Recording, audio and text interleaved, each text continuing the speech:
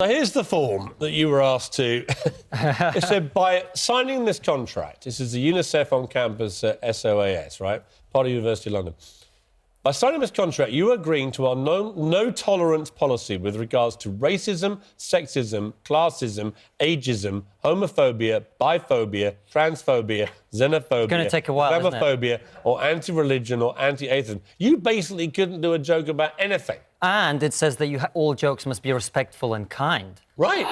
Since when was comedy supposed to be respectful and kind? I'd have to walk away from this programme if that was the case. Right. Exactly. The whole point of comedy is it sort of sends things up and people up, right? Well, I'm glad you understand that. I'm glad you understand that. What this is about is people who insist on their right to take jokes literally and then use it against the comedian. You might have followed the story only a few days ago in America where a comedian called Nimesh Patel, a very progressive, woke comedian, went on stage at a student gig. He was doing these very progressive, woke jokes and the audience, the student audience, decided to misinterpret his jokes and call him racist, the second-generation Indian-American, take him off stage and label him for the rest of his life as a racist. Right. This is what happens. I'll give you this one example very quickly. I was on stage in a comedy club a few months ago as a Russian comedian talking about American politics. And this American guy stands up and he goes, "The problem with Russians is you don't understand democracy."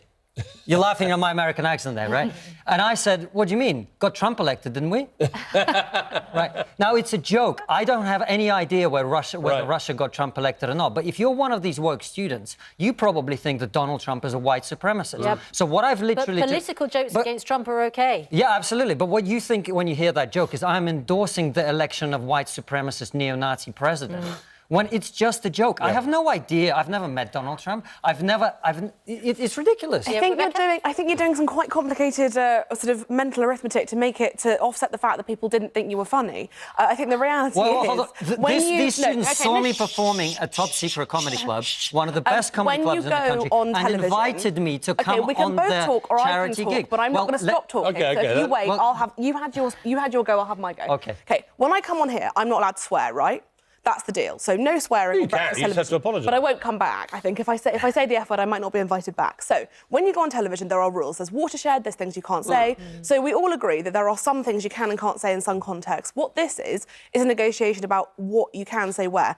Whoever pays the piper calls the tune. He couldn't say anything about anything. Well, if you're a really good comedian, you can be funny without being offensive. You can't even do old jokes. There's lots of people who can be funny without being offensive. I was invited by these students who saw me perform.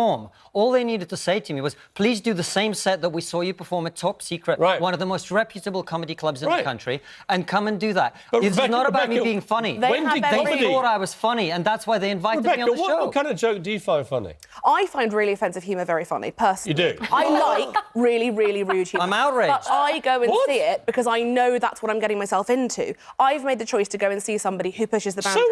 So are these. But on a student-sanctioned, on a university event, you can't have jokes about being gay or being trans or about ethnicities because they're putting their name to it. Can't have jokes about being old? At the Royal Variety Show... About being old? If you're doing the Royal Variety Show, you're not going to make a joke about how much you hate the Queen, are you? When you are in a certain context, you temper what you're doing to be appropriate. Actually, people have done lots of jokes about the Queen. For the last 2 years, Piers, we've had comedians go on stage repeatedly on Live at the Apollo and every comedy club in the country and call Brexit voters, and I voted Remain, by the way, old, stupid people who shouldn't be allowed to vote, and we can't wait for them to die. Is that not ageism? Of course it is. Yes, it is. It is ageism. Yes, but you wouldn't be able to make that joke. I would defend to the death their right to go and do that, even if I don't agree with that point of view. But you wouldn't make a racist joke. No, of course not. No, so there are some limits. There are some things that you think aren't OK. So make it a but where gay are these joke racist okay? comedians? Are gay jokes OK? When have you heard... Are gay jokes OK? When have you heard a comedian go on stage in the last 10 years on television, at the Edinburgh Fringe, and tell a racist joke? At the Edinburgh Fringe,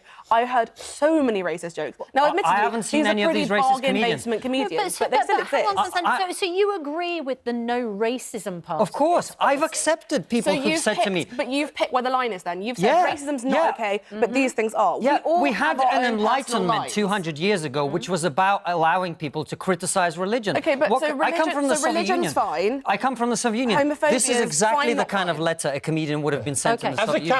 As a Catholic, I like Catholic jokes. I like Catholic jokes, but I wouldn't make them on a church fundraiser. I'm Catholic. I think Catholic jokes are hilarious. Why wouldn't you make them on a church fundraiser? Precisely the point to because I know my room. And if you go in and make a joke about priests being paedophiles, it's going to be a very silent reaction. If you want a laugh... How do you know? Are you a comedian? Have you ever been on stage? I'm not a comedian, That's precisely the place to do a paedophile joke, if you can do it cleverly enough. Sorry, that's precisely the place. I would definitely say there is never room to joke about that. I'm not sure that paedophile jokes are ever a good idea, but particularly... But you're ridiculing the paedophile. Well, Ricky Gervais would take issue with that. Yeah, Ricky Gervais, if you go and watch his act, which is one of those brilliant comedy stand-ups. But you know what you're getting if Ricky you go see Ricky Gervais's whole act, if you took it literally and seriously, word for word, is the most offensive thing you'll ever hear. And yet it's brilliant because he turns it all on its head. Yeah. He's actually highlighting a lot of people who laugh at this kind of thing. It's like when James and genuinely Corden, find it something worthy of mockery. When James Corden did the Me Too, just after #MeToo, he did jokes about Harvey Weinstein, and they weren't very good. It was very lazy, and everyone was like, "Oh God." You're right. They were not good jokes. You just have to write better jokes. That's all it's about. But you also have to know your room, and that was a room full of people, many of whom had actually been sexually assaulted allegedly by Harvey Weinstein. I agree. So know your room, know your audience, But you can and write better jokes. So Rebecca, as didn't your jokes like this. Well, we can make jokes about sexism. You can make jokes about anything you want, but you need to think about what. But the he was told he consequences couldn't will be. make jokes about anything. But he didn't have to take the gig. if I'm paying somebody to do my something, point is, what I get to take the pick. gig? No, exactly. But if I'm paying somebody to do something, campuses become so pathetically Piers, weak. because they are for the students. Let me What make is wrong with these let me people? make this It's up point. to students. Let me They make get this to point. choose. Camp is supposed to be the Piers. place where everyone's Piers. inappropriate. But it's not for you. It's for the Let me make students. a quick point. Yeah, Right? final Better be quick. This story has nothing to do with comedy.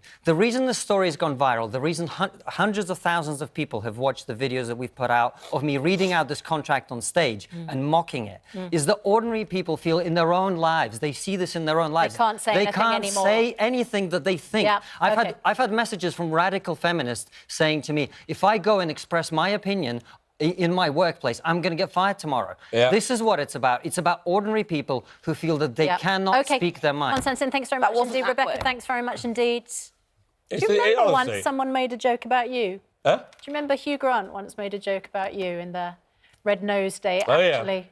And I... About me dying, wasn't it? Yeah. Yeah. I actually didn't think it was funny and you left. protested. You left. I admired you for that. So you can make jokes about Piers Morgan. You just can't make jokes about Piers Morgan dying. I don't care what jokes you make my about me. view. People make jokes about me all day long of the most vicious, cruel kind. I find them funny. Who cares about a joke? Seriously. And the idea of being a student at a university where you can't make any joke about anything in case these poor little woke students get upset or triggered. Get over yourselves. The world... Have we got... The world's gone nuts.